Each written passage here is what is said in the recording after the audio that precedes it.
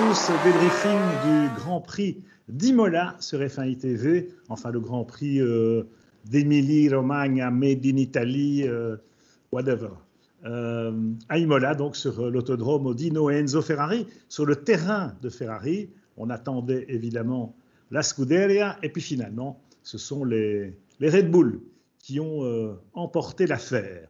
Donc on va aborder ce sujet et aussi débriefer un peu les performances de ce week-end, notamment celles des jeunes pilotes britanniques, Lando Norris et George Russell, qui font 3 et 4 tout de même. Et puis le retour en forme relatif, mais néanmoins significatif, des Aston Martin qui ont fini toutes les deux dans les points. Débriefing du Grand Prix d'Imola, c'est parti.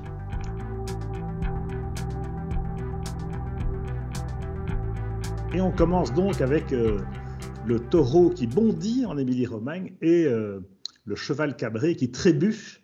Alors bon, ça veut dire quoi? Ça veut dire que les circonstances étaient peut-être un peu particulières, parce qu'on a eu un week-end chahuté sur le plan de la météo. Il y a eu les qualifs du vendredi, la course sprint samedi, et du coup un temps de piste assez réduit, notamment pour évaluer des évolutions. Donc la plupart des écuries n'ont pas fait d'excès de zèle en la matière, sauf peut-être Red Bull, parce que Red Bull est passé à l'offensive, ils ont pris des risques, ils ont amené quand même des nouvelles pièces, puisqu'ils ont gagné à peu près 4 kilos sur le poids de la RB18, en prenant peut-être des risques en fiabilité. On sait que c'est un peu le talon d'Achille des Red Bull en début de saison, c'était là que le bas blessait, mais bon, c'était visiblement un petit dysfonctionnement dans les accessoires du moteur V6 turbo hybride, et visiblement les motoristes de Honda ont trouvé la parade. Donc les Red Bull ont été impressionnants tout au long du week-end,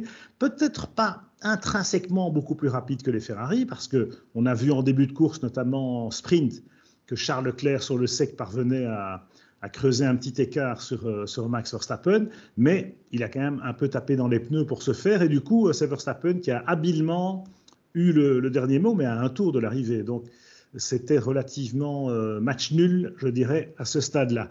En revanche, dimanche, c'est vrai que les Red Bull étaient mieux placés sur la grille, où il y avait une meilleure adhérence au départ. Les deux Ferrari étaient sur la partie droite qui était plus détrempée, du coup, un peu en partant du pied gauche. Malheureusement pour Carlos Sainz, ça s'est mal terminé, on le sait, dans le premier virage, après une touchette avec Daniel Ricciardo. Mais Sainz, quand même, même si il a été prolongé pour 2 saisons supplémentaires, Sainz, quand même, il s'est pris les pieds dans le tapis déjà en qualif, en sortant de la route tout seul. Donc, il y a quand même un peu de la fébrilité chez Ferrari, peut-être la pression parce qu'on est à domicile, parce qu'il y a la marée des tifosi, on sait ce que c'est. Même Charles Leclerc, finalement, en course, il a un peu craqué. Alors peut-être qu'il a surconduit, qu'il a un peu voulu trop en faire, trop bien faire. Il l'a reconnu d'ailleurs très humblement. Et ce sont des points qui s'envolent parce qu'entre-temps, Max Verstappen, lui, il a pris le maximum possible, 33 points, donc 25 plus 8, mais aussi le point du record du tour, 34 points en une fois. Ça lui permet de se replacer dans la course au titre d'une saison, évidemment, qui ne fait que commencer avec les deuxièmes pilotes qui vont certainement avoir un rôle à jouer dans le match Ferrari-Red Bull. Sergio Pérez qui s'en est mieux tiré certainement cette fois-ci que Carlos Sainz. Alors prochain terrain de jeu, ce sera Miami, évidemment, avec ce nouveau Grand Prix, sur un circuit qui sera vraisemblablement plus proche de celui de Melbourne, c'est-à-dire un tracé semi-urbain. On se souvient qu'à Melbourne, les Ferrari avaient dominé les Red Bull. Alors qu'en sera-t-il dans 2 semaines? Eh bien, bien malin, qui pourrait le dire à ce stade? L'après Hamilton, c'est tout un programme, mais c'est vrai quand même que Lando Norris ou George Russell, ils ont respectivement, je crois, 12 et 13 ou 14 ans de moins que Sir Lewis. Donc il y a effectivement une transmission là de génération, un passage de témoin. Alors bon, il ne faut pas enterrer Hamilton tout de suite, mais on le sent quand même un peu déstabilisé par ce début de saison catastrophique, par la Mercedes W13 qui est loin, mais loin du compte, même si George Russell en fait un meilleur usage. On a vu Russell tout de même, depuis le début de la saison, sur les 4 premières courses, il est toujours dans le top 5. George Russell, c'est le seul qui s'est classé chaque fois parmi les 5 premiers. Et Russell, surtout, qui est constant, qui ne commet pas d'erreur, qui est souvent plus performant qu'Hamilton, aussi bien en qualification qu'en course.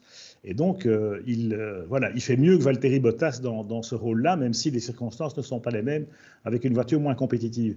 C'est vrai que pour Hamilton, psychologiquement, c'est pas évident. Il faut aller se puiser au fond de soi-même pour aller chercher l'énergie et la motivation. On a entendu Toto Wolff qui passait de la pommade après la course en faisant un mea culpa pour le team, parce que ça avait été un peu plus chaud visiblement le samedi entre eux, mais force est de constater quand même que George Russell est devant et bien devant. Donc pour Hamilton, il faut vraiment se remettre en question. Pour Mercedes aussi, évidemment, puisque la voiture ne progresse pas vraiment, elle reste scotchée là dans le ventre mou du peloton, alors que d'autres évoluent favorablement, par exemple les McLaren, qui étaient à la rue lors des premiers Grands Prix, avec moteur égal, donc le même moteur Mercedes. Et là, on a vu les McLaren vraiment revigorés. Lando Norris qui est au sommet de son art, qui lui aussi, à l'instar de Russell, ne fait jamais de faute et va toujours chercher la performance, tirer vraiment le dernier carat du potentiel de la voiture. Et Lando, aussi bien vendredi que samedi que dimanche, bien, il était là et bien là, puisqu'il termine troisième, un beau podium qu'on n'attendait pas quand même de la part d'une McLaren si tôt dans la saison après le verdict de Bahreïn ou de Jeddah par exemple. Daniel Ricciardo en revanche par rapport à Norris, un peu comme Hamilton avec Russell, eh bien il est dominé dans tous les compartiments du jeu et en plus il y a cette erreur fatale dans la première chicane, certes sur le mouillé, dans l'embouteillage du départ, c'est toujours délicat, mais en attendant, Ricciardo a planté sa course-là et surtout celle de Carlos Sainz, mais il a eu la sportivité tout de même de le reconnaître et d'aller s'excuser auprès de son ami Carlos, ancien équipier chez McLaren, rappelons-le.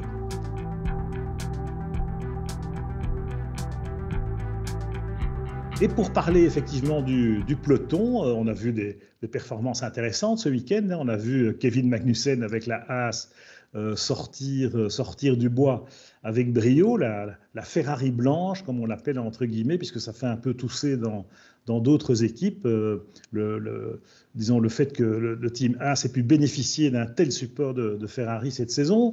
Autre voiture à moteur Ferrari, l'Alfa Romeo, avec Valtteri Bottas qui lui aussi tire l'équipe vers le haut et réussit une performance de choix avec la 6e place ici à Imola, même si il a perdu pas mal de temps, notamment lors d'un pit stop un peu calamiteux.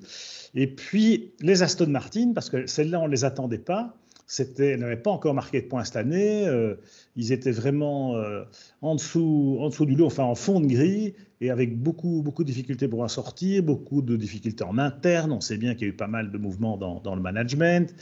Et finalement, voilà, les Aston qui s'en sortent pas mal, la MR22 qui est en progrès, Sébastien Vettel qui était revenu sur un mode mineur en Australie, là a vraiment étalage de toute sa classe et toute son expérience dans les circonstances très, très difficiles de ce Grand Prix.